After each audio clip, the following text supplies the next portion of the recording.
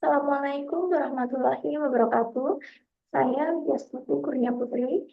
Di sini saya akan mempresentasikan hasil penelitian saya yang berjudul Pengaruh Profitabilitas, Struktur Modal, dan Ukuran Perusahaan terhadap Nilai Perusahaan pada perusahaan makanan dan minuman yang terdaftar di BRI tahun 2021 sampai 2025.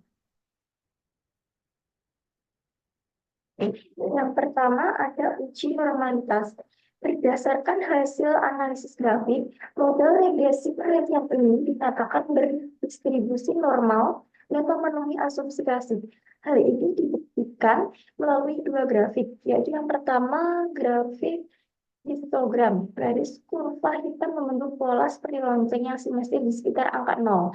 Yang kedua ada pada grafik QQ plot terdiri dari terlihat titik-titik data atau residual menyebar merapat dan mengikuti arah garis lurus diagonal.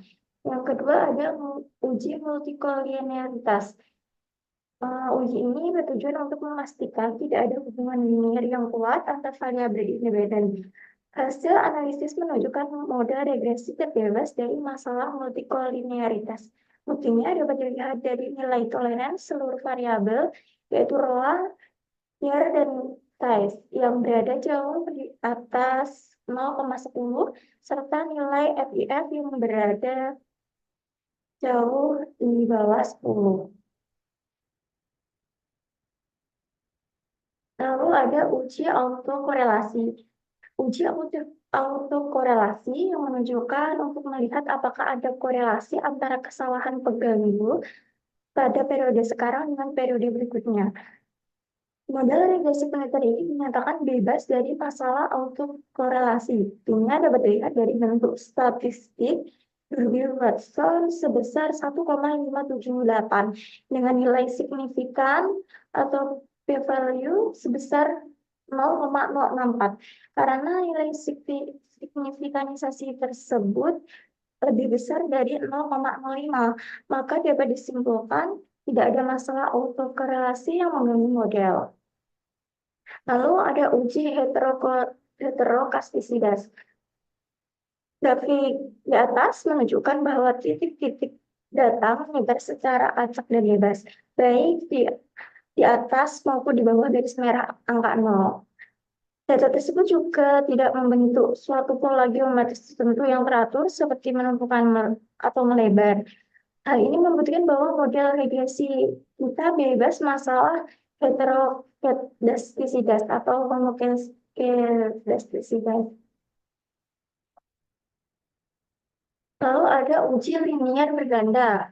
Berdasarkan hasil pada tabel koefisien, diperoleh persamaan ln PBV sama dengan 4,066 ditambah 15,169 ROA tambah 0,778 ampere dikurangi 0,19139 size.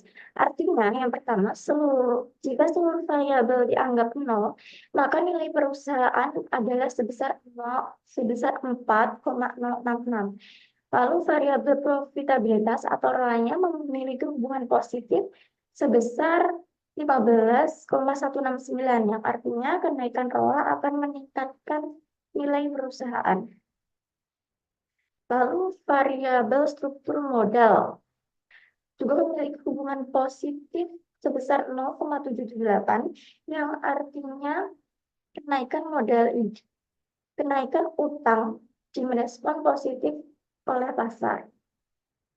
Keempat, variabel ukuran perusahaan memiliki hubungan negatif sebesar negatif 0,139, yang artinya semakin besar aset perusahaan, maka nilai perusahaannya justru cenderung turun. Lalu ada koefisien determinasi. Koefisien determinasi fokus pada nilai adjust R square, yaitu sebesar 0,567 atau 56,7%. Nilai ini menunjukkan bahwa variabel profitabilitas atau ROA, struktur modal LNDR, dan ukuran perusahaan atau size secara bersama-sama mampu menjelaskan variasi nilai perusahaan sebesar 56,7%. Sementara sisanya yaitu 43,3% dijelaskan oleh faktor-faktor lain di luar model penelitian. Oke, selanjutnya ada uji hipotesis secara simultan atau uji statistik F. Berdasarkan hasil pada tabel ANOVA, diperoleh nilai F itu sebesar 22,8 dengan nilai signifikan kurang dari 0,001 karena nilai signifikan jauh lebih kecil dari 0,05, maka dapat disimpulkan bahwa profitabilitas atau ROA, struktur modal, dan ukuran perusahaan secara bersama-sama simultan berpengaruh signifikan terhadap nilai perusahaan. Lalu ada uji hipotesis secara parsial atau uji statistik T. Itu yang pertama menghasilkan profitabilitas atau ROA memiliki nilai T hitung sebesar 7,112 dengan signifikanisasi kurang dari 0,001. Karena nilai signifikan kurang dari 0,05, maka ROA berpengaruh positif dan signifikan terhadap nilai perusahaan. Yang artinya semakin tinggi laba yang dihasilkan perusahaan, nilai perusahaan akan semakin meningkat. Yang kedua, struktur modal atau LNDR memiliki nilai T itu sebesar 5,950 dengan signifikanisasi kurang dari 0,001 karena nilai signifikan kurang dari 0,05, maka dia berpengaruh positif dan signifikan terhadap nilai perusahaan, yang artinya kebijakan utang merespon positif oleh pasar karena dana utang digunakan secara produktif untuk ekspansi. Lalu yang ketiga, ukuran perusahaan atau size memiliki nilai T hubung sebesar minus 3,103 dengan signifikanisasi 0,003. Karena nilai signifikan kurang dari 0,05, maka size berpengaruh positif, berpengaruh negatif, dan signifikan terhadap nilai perusahaan. Artinya, semakin besar aset perusahaan, nilainya justru cenderung menurun karena pertumbuhannya yang sudah mulai melambat atau fase matang. Untuk kesimpulannya, uji asumsi klasik terpenuhi. Seluruh syarat uji asumsi klasik dalam penelitian ini telah terpenuhi, sehingga model regresi linear berganda dinyatakan valid, bebas dari masalah, dan layak digunakan. Lalu, pengaruh secara simultan atau UCF secara bersama-sama, variabel profitabilitas atau ROA, struktur modal GER, dan ukuran perusahaan size berpengaruh signifikan terhadap nilai perusahaan atau PBV pada perusahaan makanan dan minuman di BEI periode 2021 sampai 2025 dengan kontribusi pengaruh sebesar 56,7%. Untuk pengaruh secara parsial atau uji T-nya, profitabilitas berpengaruh positif dan signifikan terhadap nilai perusahaan. Lalu, struktur modal juga berpengaruh positif dan signifikan terhadap nilai perusahaan, dan ukuran perusahaan berpengaruh negatif dan signifikan terhadap nilai perusahaan.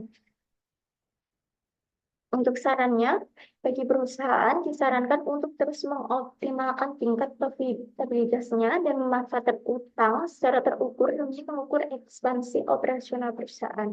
Lalu bagi investor disarankan untuk memilih perusahaan makanan dan minuman yang memiliki nilai ROA tinggi, serta harus jeli melihat bahwa ukuran aset yang besar tidak menjamin tingginya nilai perusahaan. Lalu untuk bagi peneliti selanjutnya, disarankan untuk menambah variabel independen lainnya yang memiliki potensi mempengaruhi nilai perusahaan seperti kebijakan dividen, karena model dalam penelitian ini masih memiliki sisa pengaruh dari variabel luar sebesar 43,3%. Ya, sekian presentasi dari saya. Terima kasih. Wassalamualaikum warahmatullahi wabarakatuh.